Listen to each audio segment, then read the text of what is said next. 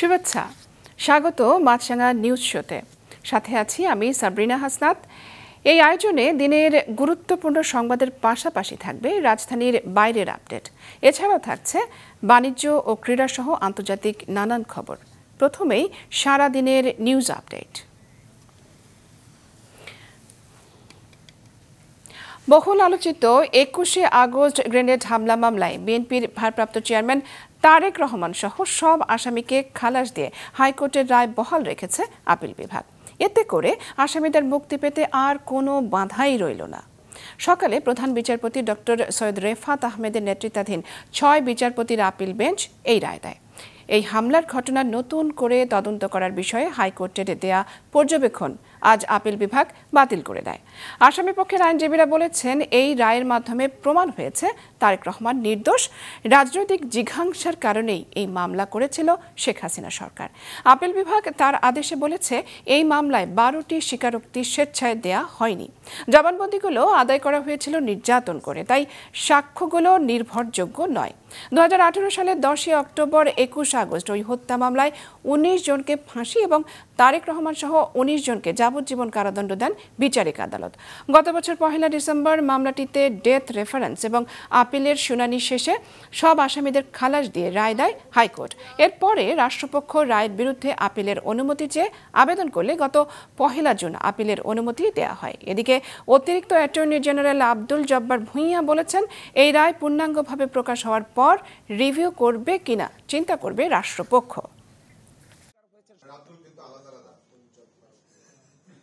এই মামলাটা অত্যন্ত একটা হিনিয়াস ক্রাইম ছিল, কিন্তু শেখ হাসিনা ওয়াজেদ তার রাজনৈতিক উদ্দেশ্যে ব্যক্তিগত জিঘাংসা থেকে জনাব তারেক রহমান সাহেবকে অন্যায়ভাবে এই মামলায় অন্তর্ভুক্ত করেছিলেন। আজকে যে বিচার হয়েছে, এই বিচারটা হয়েছে হলো আসামিরা এই ঘটনা ঘটিয়েছেন কিনা।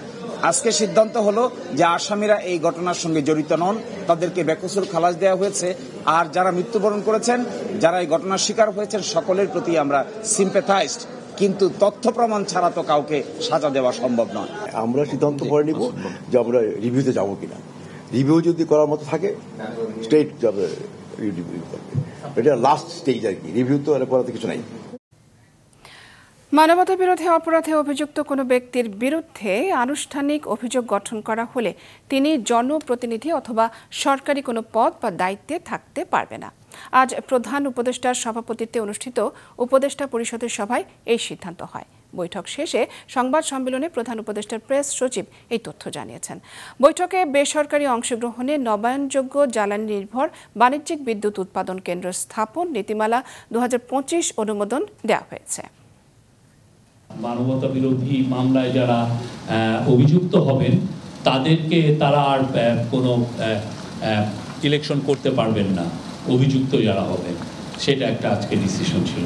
বিদ্যুৎ উৎপাদন খাতে বেসরকারি অংশগ্রহণ বৃদ্ধি নীতিমালা ২০২৫-এর তৃতীয় অংশের সরকারি বেসরকারি অংশীদারিত্বের ভিত্তিতে মার্চেন্ট পাওয়ার প্ল্যান্ট স্থাপন সংক্রান্ত নীতিসমূহ অন্তর্ভুক্ত করা হয়েছে। এর ফলে বিদ্যুৎ উৎপাদন ও বিক্রয় করার ক্ষেত্রে বেসরকারি খাতে একটি প্রতিযোগিতামূলক বাজার সৃষ্টি হবে। আওয়ামী লীগ সরকারের সময় পাচার হওয়া প্রায় $240 বিলিয়ন ফেরত আনতে টিআই সহযোগিতা করছে বলে জানিয়েছে সংস্থাটির চেয়ারম্যান ফ্রান্সোয়া ভ্যালেরিয়া। দুপুরে টিআইবি কার্যালয়ে আয়োজিত এক সংবাদ সম্মেলনে তিনি আরও বলেন, এখনও পুরোপুরি দুর্নীতিমুক্ত হয়নি বাংলাদেশ, তবে সেটি কম না বেশি তা এখনই বলা যাবে না। টিআই চেয়ারম্যান বলেন, যেসব দুর্নীতির মামলায় ক্ষমতাবান ও প্রভাবশালী ব্যক্তিরা অন্তর্ভুক্ত তাদের যথাযথ বিচার করতে হবে এবং চূড়ান্ত পরিণতি দিতে হবে। যেসব দেশ এই বিষয়টি নিশ্চিত করতে পেরেছে তারা দুর্নীতির ধারণা সূচকে ভালো স্কোর করতে সক্ষম হয়েছে। ভবিষ্যতে টাকা পাচার রোধে পাচারের সব পথ বন্ধ করার পরামর্শ দেন টিআইবির নির্বাহী পরিচালক Iftekharuzzaman. Where the money is, where the assets are, and for that there is a simple tool which is called beneficial ownership transparency. So it may look a bit abstract or technical. দর্শক, এবারে আসছি ডাকসু নির্বাচনে। পুরো দমে জমে উঠেছে ডাকসু নির্বাচনের প্রচার। সকাল থেকেই ব্যস্ত প্রার্থীরা। টিএসসি, হাকিম চত্বর, সেন্ট্রাল লাইব্রেরির পাশাপাশি প্রচার চলছে বিভিন্ন বিভাগে।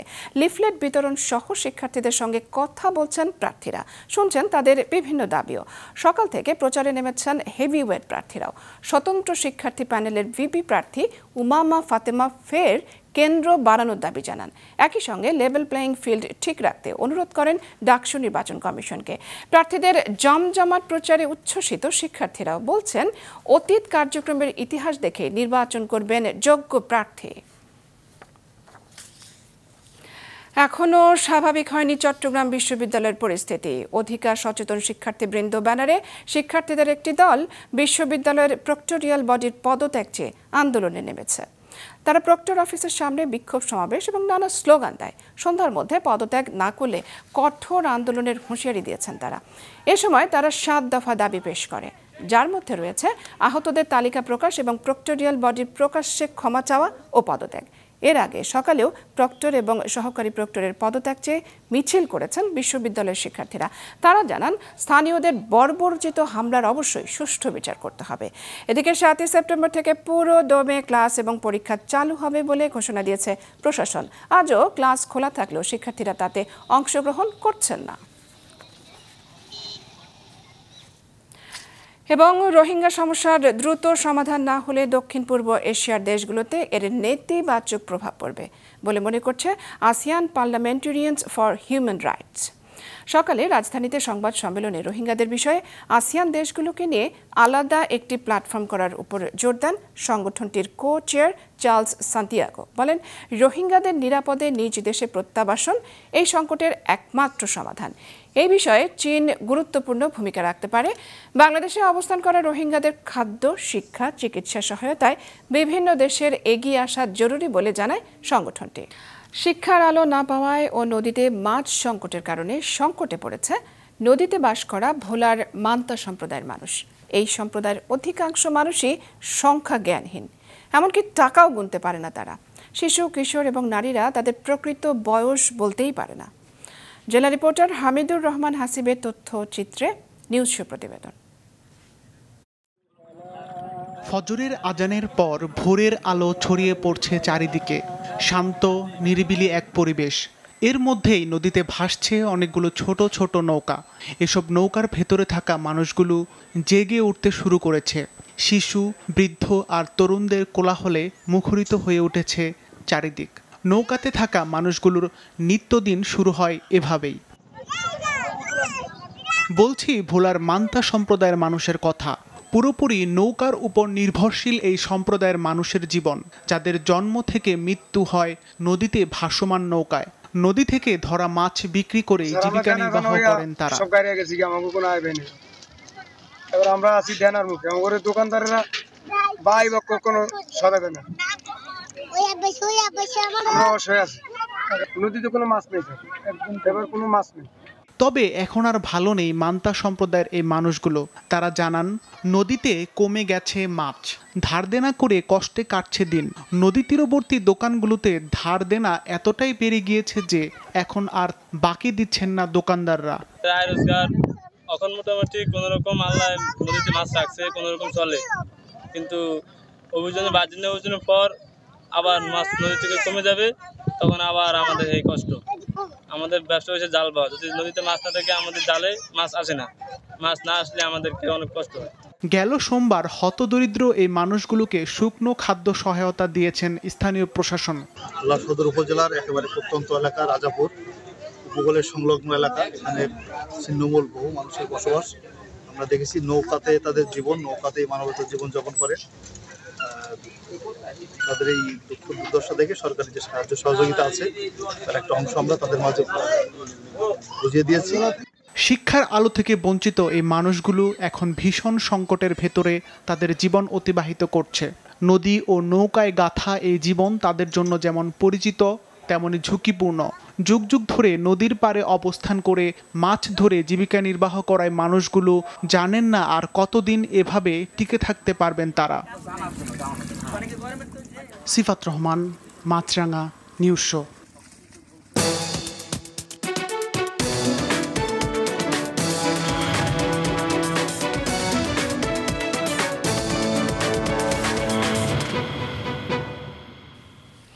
দর্শক, শুরুতেই নজর দেওয়া যাক পুঁজি বাজারের দিকে। আজ সূচকের পতন দিয়ে ঢাকা শেয়ার বাজারে লেনদেন শেষ হয়েছে। সার্বিক সূচক DSCX 17 পয়েন্ট কমে দাঁড়িয়েছে 5,614-তে। বেচাকেনা হয়েছে 1,338 কোটি টাকার। লেনদেনে অংশ নেওয়া প্রতিষ্ঠানগুলোর মধ্যে দাম বেড়েছে 175টি শেয়ারের, কমেছে 145টির, আর অপরিবর্তিত আছে 72টি শেয়ারের দর। সেপ্টেম্বরের শেষ সপ্তাহে চট্টগ্রাম স্টক এক্সচেঞ্জে পরীক্ষামূলকভাবে চালু হচ্ছে কমোডিটি এক্সচেঞ্জ, আর আনুষ্ঠানিক যাত্রা শুরু হবে আগামী ডিসেম্বরে। স্বর্ণ, সিলভার ও অপরিশোধিত পাম তেল দিয়ে লেনদেন শুরু হবে, পরে চাল, গম সহ অন্যান্য কৃষিপণ্য অন্তর্ভুক্ত করা হবে। একরামুল ইসলাম খানের রিপোর্ট। কমোডিটি এক্সচেঞ্জ মার্কেট একটি সুসংগঠিত ও নিয়ন্ত্রিত বাজার, যেখানে তেল, স্বর্ণ, কৃষিপণ্য ইত্যাদি কেনাবেচা হয়। এই বাজার ফিউচার চুক্তি এবং ডেরিভেটিভসের মাধ্যমে কাজ করে, যা ক্রেতা বিক্রেতাদের মূল্য পরিবর্তনের ঝুঁকির বিরুদ্ধে সুরক্ষা দেয় এবং বাজারকে স্থিতিশীল রাখে। এবার এই কমোডিটি মার্কেট চালু করতে যাচ্ছে চট্টগ্রাম স্টক এক্সচেঞ্জ। ইতিমধ্যে এটিকে টার্গেট করে সব ধরনের প্রস্তুতি সম্পন্ন করেছে সিএসই। সংস্থাটির ব্যবস্থাপনা পরিচালক জানান, মার্কেটের কারিগরি প্রস্তুতি শেষ হয়েছে। সেপ্টেম্বরের শেষ নাগাদ কিছু ব্রোকারেজের মাধ্যমে প্রাথমিক পরীক্ষা নিরীক্ষা হবে। সবকিছু পরিকল্পনা মতো এগোলে আগামী ডিসেম্বরে আনুষ্ঠানিক লেনদেন চালুর ব্যাপারে আশাবাদী তিনি। আশা করছি এই বছরের শেষ নাগাদ আমাদের কমোডিটি এক্সচেঞ্জের প্রতিষ্ঠার জন্য সকল কার্যক্রম শেষ করতে পারব। সিএসির কমোডিটি এক্সচেঞ্জ প্ল্যাটফর্মে ফিউচার ট্রেড হবে। প্রথম দিকে স্বর্ণ, সিলভার ও অপরিশোধিত পাম তেল দিয়ে লেনদেন শুরু হবে। ধারাবাহিকভাবে চাল, গম সহ অন্যান্য কৃষি পণ্য অন্তর্ভুক্ত করা হবে। দেশের ভোগ্যপণ্যের বাজার মূল্যের দ্বিগুণের বেশি ট্রেড হওয়ার আশা সংশ্লিষ্টদের। ফরওয়ার্ড সেল বা ফরওয়ার্ড বাই, এটা যখন একটা রেগুলেটেড কাঠামোর মাধ্যমে এক্সচেঞ্জে ট্রেডেবল হবে, তখনই আমরা এটাকে বলছি ফিউচার্স। এই ফিউচার্স ইনস্ট্রুমেন্টগুলো এখানে ট্রেড হবে। এতে করে মার্কেটের যারা পার্টিসিপেন্ট এবং কমোডিটিজ ভ্যালু চেইন পার্টিসিপেন্ট যারা আছেন, তারা ইফেক্টিভলি তাদের দায়িত্বটা পালন করতে পারবেন। কমোডিটি মার্কেটে লেনদেন করতে ব্রোকারেজ হাউসগুলোকে নতুন করে লাইসেন্স নিতে হবে। সিকিউরিটি এক্সচেঞ্জ কমিশন বলছে, শর্ত পূরণ করলে অনুমতি দিতে বাধা নেই। স্টক এক্সচেঞ্জকে প্রথমত যে কাজটা করতে হবে, তার ব্রোকার নির্বাচন করতে হবে, করে আমাদের যে কমোডিটি এক্সচেঞ্জ রুল 2023 সেই অনুযায়ী এই কমোডিটি ডেরিভেটিভ ব্রোকারকে রেজিস্ট্রেশন নিতে হবে। রেজিস্ট্রেশন নেওয়ার পরেই কিন্তু সে ব্রোকার হিসেবে কাজ করতে পারবে। অথরাইজড রিপ্রেজেন্টেটিভের ক্ষেত্রেও সেরকম। কমোডিটি এক্সচেঞ্জের জন্য টেকনিক্যাল অবকাঠামো প্রস্তুত করতে সিএসির ব্যয় হয়েছে 125 কোটি টাকা।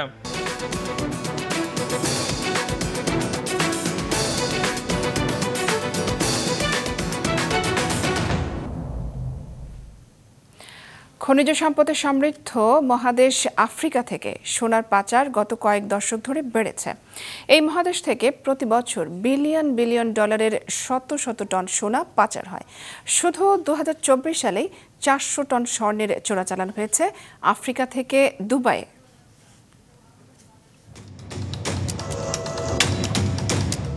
বিশ্বজুড়ে স্বর্ণের দাম অভূতভাবে বাড়তে শুরু করার সঙ্গে সঙ্গে সংযুক্ত আরব আমিরাত নিজেকে একটি আন্তর্জাতিক স্বর্ণ বাণিজ্যের কেন্দ্রে পরিণত করেছে। তবে এই সাফল্যের পেছনে রয়েছে গোপন এক অন্ধকার দিক। স্বর্ণ পাচার এবং অবৈধ লেনদেনের মাধ্যমে আফ্রিকার সশস্ত্র সংঘাত, বিশেষ করে সুদানের নিষ্ঠুর গৃহযুদ্ধকে আর্থিকভাবে সহায়তা করার অভিযোগ উঠেছে।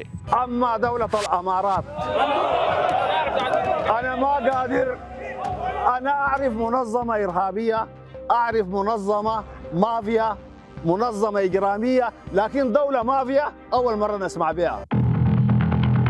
দুবাইয়ের স্বাধীন অর্থনৈতিক নীতিমালা, আধুনিক ব্যাংকিং ব্যবস্থা এবং শূন্য কর ব্যবস্থার কারণে সেখানে স্বর্ণ বাণিজ্য দ্রুত বৃদ্ধি পেয়েছে। তবে অভিযোগ উঠেছে, সম্প্রতি দুবাইয়ের স্বর্ণবাজার অবৈধ ও চোরাচালানকৃত স্বর্ণ বৈধ করার কেন্দ্রে পরিণত হয়েছে, যার অর্থ যাচ্ছে আফ্রিকার গৃহযুদ্ধে। সুদানে গত 2 বছর ধরে সেনাবাহিনী ও বিদ্রোহীদের মধ্যে এক ভয়াবহ গৃহযুদ্ধ চলছে। এই ভাড়াটে দলটি স্বর্ণ বিক্রির টাকায় অস্ত্র সংগ্রহ করছে, যা যুদ্ধকে আরও দীর্ঘায়িত এবং বিধ্বংসী করে তুলেছে। সুদানের স্বর্ণখনি থেকে অবৈধভাবে উত্তোলিত স্বর্ণ আন্তর্জাতিক বাজারে বিক্রি হচ্ছে। সন্দেহ করা হচ্ছে এসব স্বর্ণ অনেকটাই দুবাইয়ের মাধ্যমে পাচার হচ্ছে। দুবাইয়ের অবৈধ স্বর্ণ বাণিজ্যের ফলে আফ্রিকার সংঘাতপূর্ণ অঞ্চলে সংঘাত আরও তীব্র হচ্ছে।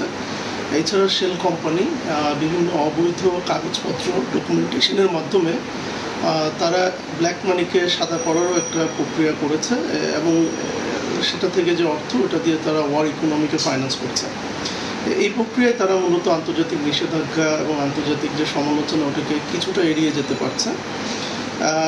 এছাড়া আন্তর্জাতিক বাজারে স্বর্ণকে লিকুইড ফর্মে নিয়ে গেলে অর্থাৎ গলিয়ে ফেললে তা দুবাইয়ের হয়ে যায়।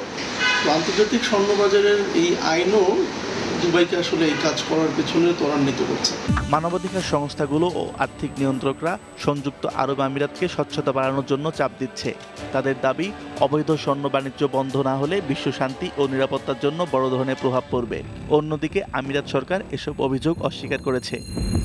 বিশ্বের স্বর্ণবাজার এখন আর শুধু মূল্যবান ধাতু বাণিজ্য নয়, এটি এক রাজনৈতিক ও সংঘাতের চক্রে পরিণত হয়েছে। দুবাইয়ের অবস্থান এখানে গুরুত্বপূর্ণ, যা আন্তর্জাতিক পর্যবেক্ষকদের কাছে উদ্বেগের কারণ হয়ে দাঁড়িয়েছে।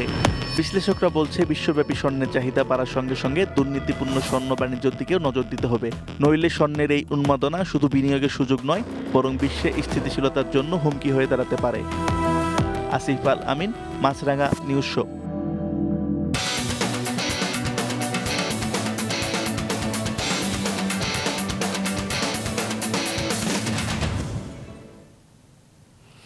দর্শক, এবারে জানাবো ভিন্ন ধরনের এক খেলার খবর। লিথুয়ানিয়ায় হয়ে গেল ব্যতিক্রমী এক দৌড় প্রতিযোগিতা, যেখানে অংশ নিয়েছে কর্গি জাতের কুকুর। দেখতে ছোট কিন্তু বেশ লম্বাটে এই কুকুরের দৌড় বেশ সাড়া ফেলেছে।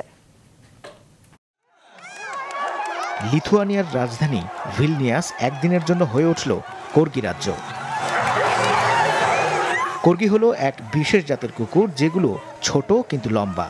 তাদের নিয়েই হয়ে গেল দৌড় প্রতিযোগিতা। পুরো ইউরোপ থেকে 120টিরও বেশি কর্গি আর তাদের মালিকরা হাজির হন এই রেসের জন্য। 50 মিটার ট্র্যাক জুড়ে ছোট ছোট পায়ে দৌড়। মানুষের মতো নিয়ম মেনে তো আর এগুলো দৌড়াতে পারে না, তাই যে যার মতো ছুটছে। ফিনিশ লাইনে টোপ রেখে দাঁড়িয়ে থাকেন মালিকরা। কর্গিদের উদযাপন আসলে জীবনকে উদযাপন করা। কুকুরেরা আমাদের সেরা বন্ধু, এটা তারই প্রমাণ। কোনো কর্গি সোজা দৌড়াচ্ছে, আবার কোনোটি হয়তো আঁকাবাঁকা। দৌড়ানোর সময় একে অপরের সঙ্গে ধাক্কা খায়, কোনোটি আবার আরেকটির দিকে তেড়ে যায়। সব মিলিয়ে দর্শকদের জন্য বেশ উপভোগ্য এক দৌড়। এই বিশেষ জাতের কুকুরগুলোর উৎপত্তি যুক্তরাজ্যের ওয়েলসে। দেখতে সুন্দর হওয়ায় নারীদের মধ্যে এই কুকুর বেশ জনপ্রিয় হয়ে ওঠে। এমনকি ব্রিটেনের রানী দ্বিতীয় এলিজাবেথও শৈশবে কর্গি পালতেন। প্রতিযোগিতা শেষে কেউ জড়িয়ে ধরছেন তাদের প্রিয় কুকুর, কেউ আবার গর্বের সাথে জানাচ্ছেন কেন প্রতি বছরই তারা আসেন এখানে। এটা বল্টিক অঞ্চলের সব কর্গির বড়দিন। প্রতি বছরই আসি আমার কর্গিকে দেখাতে। কত সুন্দর ও প্রাণবন্ত সে। শুধু রেস নয়, কর্গিদের পোশাকের ঝলকানিও মাতিয়ে তোলে ভিলনিয়াসকে। এমনকি কর্গি এয়ারলাইন্সের প্লেন হিসেবেও হাঁটলো কয়েকটি। আমি উঠতে খুব ভালোবাসি আর কর্গিকেও ভালোবাসি, তাই ওকে বিমান সাজানোর আইডিয়া ছিল দারুণ। কর্গি আমার প্রতিদিনকে আনন্দে ভরিয়ে দেয়, যেন ঘরে হাঁটতে থাকা এক পুতুল। কাজ শেষে প্রতিদিনই ওর কাছে ফিরতে উদ্গ্রীব হয়ে থাকি। রেস, ফ্যাশন আর অফুরন্ত কিউটনেসে ভরে উঠেছিল ভিলনিয়াসের দিনটি। প্রমাণ হলো এই ছোট্ট পা দিয়ে কর্গি শুধু মালিকের নয়, মন জয় করতে পারে সবার। মাহমুদ কমল, মাছরাঙা নিউজ শো। দর্শক, এই ছিল আজকের মতো। আমাদের পরের আয়োজন সন্ধ্যার মাছরাঙা সংবাদ দেখার আমন্ত্রণ রইল।